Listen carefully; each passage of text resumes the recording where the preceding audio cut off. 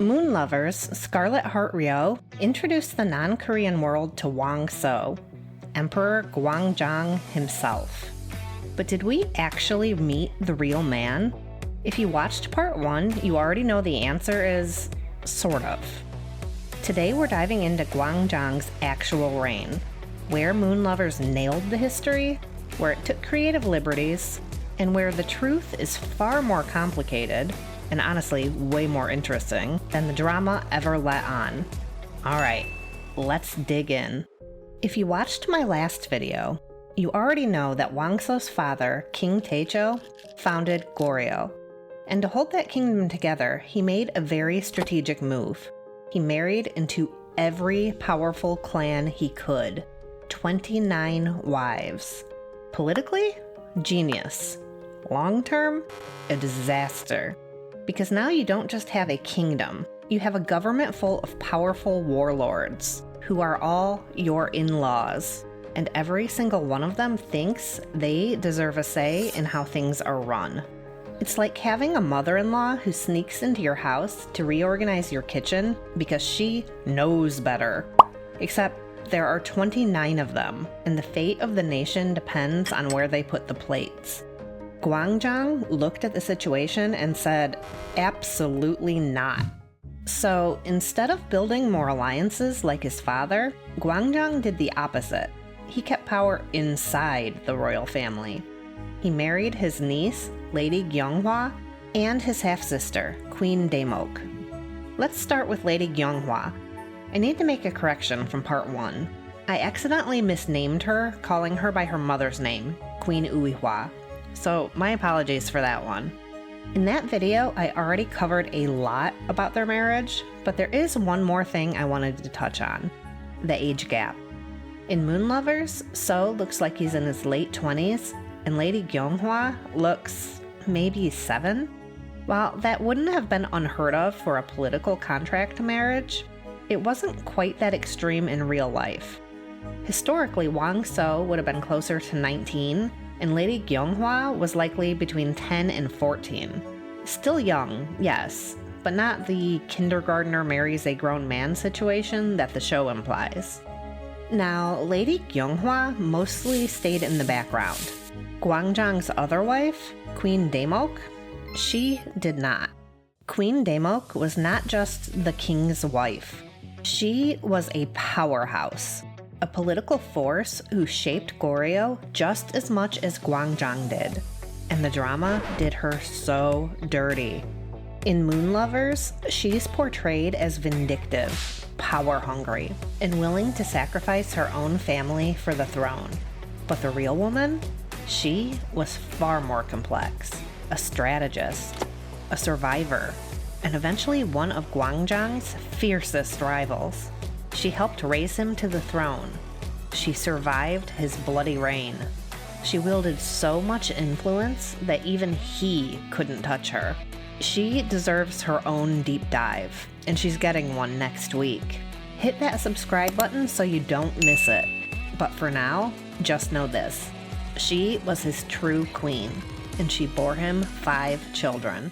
For Gwangjong, marrying into his own family was a start, but he knew that marriage alone wasn't going to be enough to break the clan's power. And this is where Gwangjong gets interesting, because he didn't act right away. He played the long game. For 7 years, he played the role of a quiet, cautious king, non-threatening, almost passive. He let the nobles think they were still in control. Meanwhile, he was studying them, every weakness, every alliance, every threat. And he came to a conclusion that still holds true today. If you want to break a power system, don't attack the people. Attack their money. In 956, he made his move, the Slave Rehabilitation Act. This legislation freed anyone who had been unfairly enslaved during the Unification Wars. The drama mentions this just briefly, framing it as a benevolent act inspired by Haesu. In reality, it was a surgical strike against his enemies. By freeing people who had been enslaved during the Founding Wars, Gwangjong stripped nobles of their labor force. He destroyed their private military strength and bankrupted many of them almost overnight. And at the same time, the act strengthened the crown because slaves don't pay taxes, but free citizens do. So in one move, he crippled his enemies and increased state revenue. It wasn't kindness. It was one of the greatest political power plays in Korean history. Then he went after something even bigger, their control of government. Before Gwangjong, government positions were inherited or gifted to noble sons. Merit didn't matter. Talent didn't matter. Your last name was your resume. Gwangjong changed that. He introduced the civil service examination. Now anyone, regardless of birth, could earn a government position. This meant he could choose officials who were both talented and loyal to him, instead of legacy picks from the families trying to control him. Over the course of just a few years, Gwangjong took their wealth, their armies, and their political influence, and he replaced it with a system that answered only to him. As you can imagine, the nobles were not thrilled. They fought back with everything they had. Protests, boycotts, slander, political pressure, assassination plots. Even Queen Daemok pushed him on behalf of her clan. It mostly resulted in a very cold marriage bed, but still. They argued he was violating Taejo's 10 injunctions. Basically, Royal Rulebook 101. Gwangjong didn't budge, so they escalated. They effed around, and now they were about to find out. Moonlovers hints at Gwangjong's bloody reputation, but the drama softens it, reframing him as a victim of circumstance. History is less forgiving. Gwangjong didn't just punish rebellion. He made fear the system. He redefined treason so broadly that even minor criticism could get you executed. He encouraged people to report each other. Nobles stopped gathering, stopped talking, stopped trusting anyone, and one by one, they disappeared. Out of the 3,200 elite nobles, the meritorious subjects who helped found Goryeo, only a handful survived. So was he a monster? From a modern perspective, yes. From a noble's perspective back then, also yes. But from a commoner's perspective, maybe not. Because while nobles were being purged, his policies stabilized the economy, led to an era of relative peace, and improved food security. This saved countless lives within the peasant class, so his legacy depends entirely on where you were standing. Now, the question everyone wants answered. Did he really kill Prince Un, one of the most tragic moments in Moonlovers? Sort of. Un is based on Prince Gwangjong, whose grandfather sent assassins to kill King Mu twice in the hopes of seeing his own grandson take the throne. Like a total badass, King Mu fought them off single-handedly. But when Yo took power, he decided he wasn't going to take any chances, so he executed both the prince and the grandfather. As Yo's right-hand man, So likely supported this decision. So no, there was no emotional mercy killing, no tragic goodbye, just politics. However, he did execute Prince Wang Wan during the Purges. The show has him drink poison, a common noble death. But the records simply say he was purged, and it's quite possible he was not given the courtesy of poison, because Gwangjong liked to use executions to make a statement, so it's quite possible that Wang Wan was actually beheaded. As for the other brothers, most of them lived quietly, but under very heavy surveillance.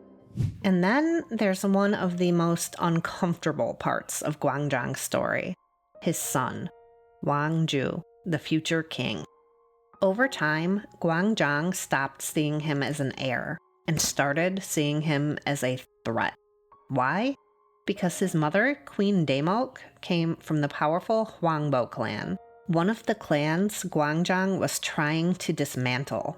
So he kept his own son under surveillance, criticized him, distrusted anyone close to him. The prince grew up watching his father execute many of the people around him, living in constant fear. And when he finally became king, that damage showed.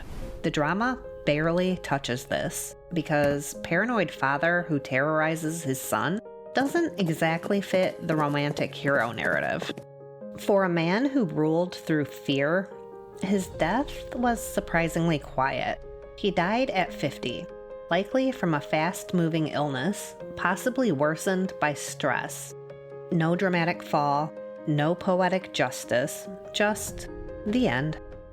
And honestly, I get why we never got a season 2 of Moon Lovers, because it's hard to keep telling a love story when the main character becomes someone who executes thousands and turns on his own son.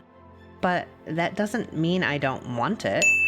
So, Jo Yoon-young, if by some miracle you ever see this, I'm begging you, give us one more season. I will write the screenplay myself if that's what it takes. Just say the word. Until then, if you want more time travel, clan politics, and high-stakes drama, check out my book, Beneath the Destiny Stone. And don't forget to like and subscribe, because next week, we're diving into Queen Daemok. And trust me, that story might be even better than his. And now, here's a sneak peek at Beneath the Destiny Stone. What exactly is this mission? To bring an end to the Stuart line. He shifted upright. Once we do, James VI won't inherit the English throne, and Scotland and England will remain independent nations. Oh, is that all? My voice oozed sarcasm. How do you plan to do that? By funding a coup. He patted the bag. Robert III is weak. That's why we picked this time.